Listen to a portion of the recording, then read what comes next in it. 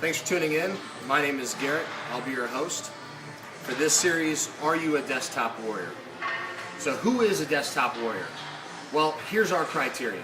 A desktop warrior who spends most of their day sitting down. Typically, you're going to start your day off sitting down in the car on your way to work. You get to work, you're sitting down. Then you go to lunch, you're sitting down. You go back to work, you're still sitting down. End of the day, you get back in your car, you're sitting down. You finally get home after a long day of work, and you sit down on the couch. This means that your entire day was missing foam rolling, stretching, and more importantly, activity. What does this lead to? It's upper cross syndrome and lower cross syndrome. So now you're probably thinking, well, what is that? So to demonstrate what upper cross syndrome looks like, typically see three different things. The first one's going to start with the head. Typically see forward head tilt. That head kind of comes forward opposed to being in a good position with good posture. The second thing you're going to see is going to be rounding the shoulders or kyphosis. So from a side view, you get some rounding. The third thing you're going to see is with the arms and the humeri, you have internal rotation of the humeri. So if we combine these three, it looks something like this. That's going to lead to muscular imbalances, postural problems, aches and pains, injury, and fatigue. You may have noticed some of these symptoms that showed up a lot like headaches or upper back stiffness. The second thing we talked about was lower cross syndrome. So what is that? Typically you'll see this forward pelvic tilt, anterior pelvic tilt.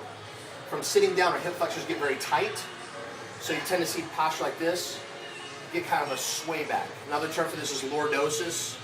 Easy way to remember is the lords back in the day had a big belly, and that created that kind of sway. The second thing you're going to see is the feet begin to point outwards. This means, again, that you're going to have some tight overactive tibial bands, some other problems. In this series, we're going to address how to fix these problems. And so there's a saying, without a plan, you plan to fail. So it's very important that we put together this recipe and that you follow it step by step. You cannot skip a step, and you do not want to change the order where the benefits will not be the same. Our first step, number one, and what we need to do is increase our body temperature. This can be accomplished by walking on a treadmill, walking around the gym, walking around the neighborhood, jump roping. Whatever you would like to do, just keep it very simple. The whole idea is we increase our body temperature. That increases the temperatures of our muscles. They are able to stretch easier. So we will get more out of the following steps. So number one, increase our body temperature. Number two, we have to foam roll. Another name for this is myofascial release. I want you to think of this as almost self-massage. So we're going to have to foam roll these tissues that we're going to correct. And the reason why we're doing that is we're wanting to decrease tissue density.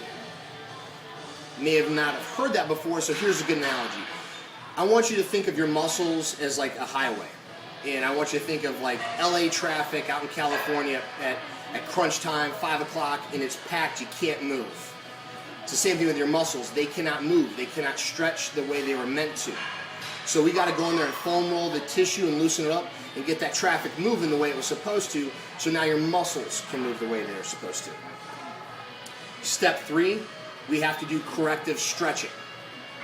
We're going to have to, once we foam roll the tissue, we're going to have to stretch it. After that, we're going to have to do corrective exercises.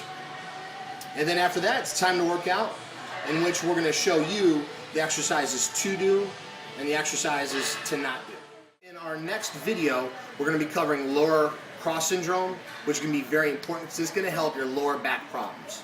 The second most common reason why people go to the doctor is for lower back pain. So make sure to tune in. We're going to cover our first three steps. One, warming up. Number two, foam rolling or self-myofascial release. And number three, corrective stretching.